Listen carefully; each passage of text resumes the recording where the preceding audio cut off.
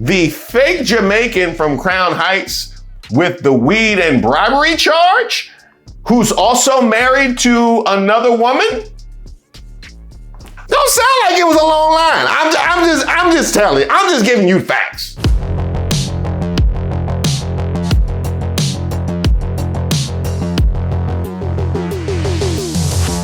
Hi, my name is Reese Waters, and I'm troubled. Don't forget to like the video and subscribe to the page. Now, so many of you guys sent me this story. Send it by email, which you can always email me at reese.waters@gmail.com. I knew I had to cover it. Now, this is Byron Donalds' ex-wife, Bisa Hall, giving an interview to the Florida Trident, where she airs him all the way out. Now, I have never really felt any amount of compassion or empathy for Byron Donalds, but this might be the first, because I mean, anybody ex come in and start giving interviews, it's gonna be a problem. Let me tell you what about his feet.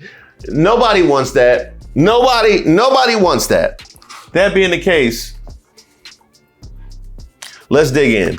When Bisa Hall met fellow Florida A&M University freshman Byron Donalds on campus in 1996, she believed the future congressman and Donald Trump VP shortlister was from another country. Quote, he told me he was from Jamaica and he had a Jamaican accent and he was cute. Then the next time I saw him, the Jamaican accent was gone and he said he was from New York. Now, a lot of us like to reinvent ourselves when we decide to go to college or just when we go out of town in general. But a whole accent that you clearly weren't very committed to. I mean, what, you thought you would just give it 2 weeks, 3 weeks and then drop it? Yeah, I'm gonna get the Jamaican accent just to do the introduction. But then, you know, after that first date, then I'm good. I'll just go back to talking like Crown Heights. Yeah, that's how we do it. Quote, he felt like it would make him stand out, and he was right. There were a ton of guys from New York around, but there weren't any guys from Jamaica. He was right. It got him noticed. The chameleon-like patois role-playing certainly won her attention.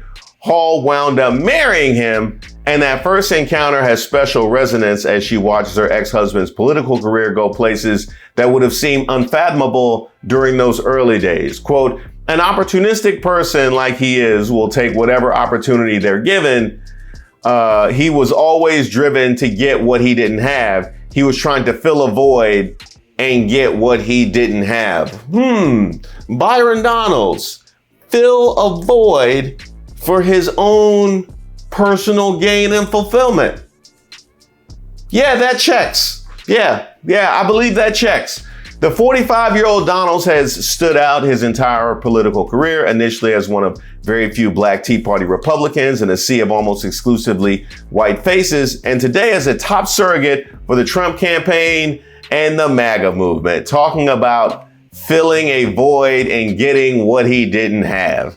Now a stalwart of the Christian right, he was neither religious nor was he political during the 8 years of their on-again, off-again relationship, Hall said, although he did register to vote in Tallahassee, yes, you guessed it, as a Democrat. We never talked once about how we were going to go and vote. It wasn't a thing. To see him now out here saying, I'm a conservative black man, and I'm like, since when? He wasn't talking about politics at all. To see him now, it's like, when did this happen? And I will say, that granted, politics can evolve over time, but a conservative person typically will have been conservative most of their life. And if anybody knows that, it's going to be significant other. I believe they know exactly how conservative or liberal you might be. Now, Bisa Hall was actually reluctant to give this interview to the Florida Trident, but she reacted to seeing Donald cozy up to Trump and specifically his comments about Jim Crow. Quote, I have big reactions to that man. I don't think he's a good human, talking about Trump. It's not even political. I just think he's a bad person. To see Trump and Donalds in collusion together, it was like if Donalds were a good human, would this very bad person be pushing him as a poster child? They're both very opportunistic. You trot him out there and it makes some people feel better about Trump. I think what he's doing is super dangerous. I think morally he and I have no crossover at all. Speaking of the danger of a blackface to parrot Trump's rhetoric. Now, I have talked at length about the value of black faces when it comes to this kind of thing, the whole pick me mindset and ideology. I have lots of videos all about that, and I'll put the links to some of them in the description. But in this case, we literally have documentation of the shift that he makes for his own personal gain. I know it in theory. It's very fascinating to actually see it in practice. Hall actually addressed Donald's criminal charges for marijuana possession with intent to distribute and bribery, as well as his dramatic conversion to evangelical Christianity. Oh yeah. Oh, y'all didn't know Byron had charges? Yeah, Byron got charges. It did not endear him to the black community. No. I guess that's a specifically Trump thing. Now, after their first meeting on the Tallahassee campus, Hall and Donalds fell for each other. She was a sheltered and solidly middle-class girl who grew up the only black girl in a white neighborhood, and he from an impoverished upbringing in the Crown Heights neighborhood of Brooklyn, raised by a single mom. And you can see what the attraction was, because he would have wanted nothing more than to be the only black girl in a white neighborhood. Okay, the only black guy in a white neighborhood. They quickly moved in with each other and became engaged. He had charm, but it was street charm. What he lacked was money. He was always complaining about how he didn't have any money, and the cash shortfall led to a serious problem. Donald started selling weed, said Hall. Now, I'm not gonna act shocked and clutch my one hitter over him selling weed. I just think it's always fascinating when people that have emerged with a background like that pull the ladder out to prevent other people from doing the same. Also, I think there should be a moratorium on exes accusing people of crimes. I'm just saying, hey, Byron Donalds, I am not here to defend you. I'm here to defend us. Well, in late 1998, just days short of his 19th birthday, it happened. Donalds was arrested for marijuana possession with intent to distribute. A pretrial diversion program kept him from serving any jail time in the case. Donalds has claimed on multiple occasions the arrest involved only possession, contradicting both the listed charge and Hall's remembrance. Now that is, he clearly belongs in MAGA. Who you gonna believe, me or your lying eyes? You gonna believe me or the listed charge, the criminal justice system, and also my significant other at the time, who I confided in more than anybody else? Who you gonna believe? Around the same time, the living arrangement and engagement ended, but the pair kept a close friendship and on and off again relationship. Then in the summer of '99, Hall faced a crisis when her scholarship ran out and she could no longer afford out-of-state tuition. Quote, "We didn't get married for a romantic reason. I had a residency issue. The easiest way to fix that was to get married to a Florida resident, and Donalds was a Florida resident by that time, so we got married." Now, Donald would transfer from FAMU to Florida State, where he was arrested again, this time on a felony bribery charge. Now, he pleaded no contest, and the charge was later expunged, leaving the details of the case unavailable except for Donald's own explanation, which he provided to a Southwest Florida television station after the arrest was revealed in 2014. And once again, here you have him being able to use mechanisms that he's trying to pull out from under other people. Quote, "15 years ago, I came into contact with a girl. She offered me $1,000 for my debit card and my PIN number, and I gave it to her," he said. "I never got the $1,000, but I had to make restitution to the bank in excess of $7,000. Raise your hand if this has happened to you. No. Okay. All right. Let's go statewide. Statewide? No. National. I need. Where are these ladies? Where are these ladies offering the money for the debit card? And I'm trying to. Does that make sense to you? Hall recalled that Donalds described it differently to her at the time. I bet he did. The way he explained it to me was that he had a job at the campus bookstore when he was at Florida State, and he had gotten caught stealing something from the bookstore.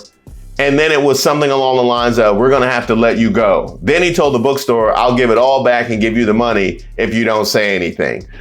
Now that happens. Yeah, that makes sense. Yeah, we see that every day. Whatever the case, Donalds again was given a break by the justice system, resolving the case with no jail time or serious consequences. He's characterized the criminal charges as youthful mistakes and has said finding evangelical Christianity helped him get on the right path.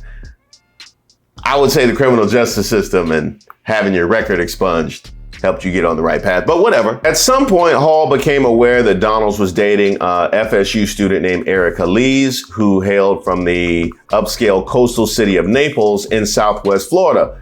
While Hall knew about Erica, she said Erica had no idea that Hall was Donalds' wife. Quote, he told her I was a friend and I would pet sit their cat. So they brought the cat over, and that's how I found out I was allergic to cats.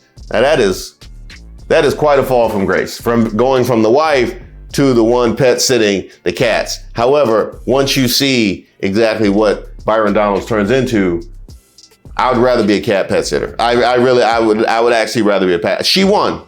She actually won. The relationship was serious, but Hall said sometime around Christmas 2002, Donalds came to her with a startling proposition. He wanted to rekindle their relationship. He said, Erica and I have split up and I want to give it another chance. I want my wife back. But a short time later, after he made a short trip to Naples, Donalds did another sharp U-turn, telling Hall they needed a divorce as soon as possible. Long story short, turned out Erica was pregnant and they had to hurry up and get married. Oh boy. Nothing like a whole shotgun wedding and finding out after the fact that it was in fact a shotgun wedding, but needed a divorce to precipitate the shotgun wedding. Oh man, has anybody got any ring cam footage or any surveillance footage of the Donalds after this came out? That's what we need. We got all these reality shows. We ain't got nobody to see Byron Donalds walking in the house after this became public. Now, Donalds also asked her to pay all the fees for the divorce, which she did with the caveat he'd pay her back when he could afford it. It was the last transaction in what she described as a largely transactional marriage. Quote, we've been divorced for 20 years and he still hasn't paid me back. I don't find him considerate. I don't find him genuine. In all these years since you've changed the nature of your character, no. Donalds married Erica in March of 2003, and their first of 3 children together was born that August. So that whole thing about her being pregnant, that tracks. The wedding to Erica led to what seemed to be a fast change in fortune for Donalds. When he left Tallahassee, he had nothing. Less than a year later, he's living in a giant house. Things also changed politically for Donalds. Just a month after the wedding, he changed his registration to the Republican Party. And I wonder what it was that caused his change in political ideology. Was it the house? Was it the big house? Something about the big house, that it comes with the Republican registration. Is that one of the things you have to fill out? Is that in your closing documents for the house that you have to sign off to become a Republican? It's a long way from Crown Heights, physically and definitely mentally. He jumped headlong into the right-wing Tea Party movement, which was virulently opposed to the country's first black president, Barack Obama. Of course, you have to oppose Obama. You're supposed to be the only black. You're supposed to be the only black. Yeah.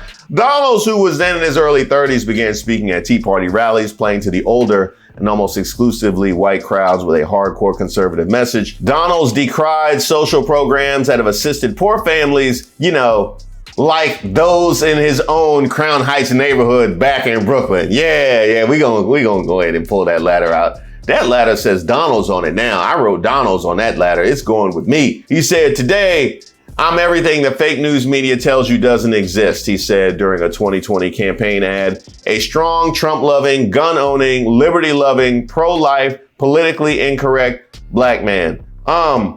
I don't know what the media is saying, but we definitely know that has existed, because grifters that would turn their back on the black community have been around for forever. I mean, Malcolm and Martin used to warn us about. In fact, I believe Harriet was aware of grifters like you. So no, your level of self-importance is running way too high, sir. Erica Donalds, meanwhile, has been her husband's champion and has also entered politics, serving a term as Collier County school board member that ended in 2018. While Donalds passed legislation in the Florida House to expand public funding for charter schools, Erica has made a lucrative career of managing them. She served as an advisory board member for the book banning Christian conservative group Moms for Liberty, and like her husband, has been publicly praised by Trump, adding speculation she could serve as his education secretary should he be elected, according to a recent report in the New York Times about the couple's involvement in for-profit education. I, by the way, have covered Moms for Liberty and addressed them and given them a proper dragging in past episodes. She's certainly been a staunch defender of her husband, especially on matters of race. I gotta read that again.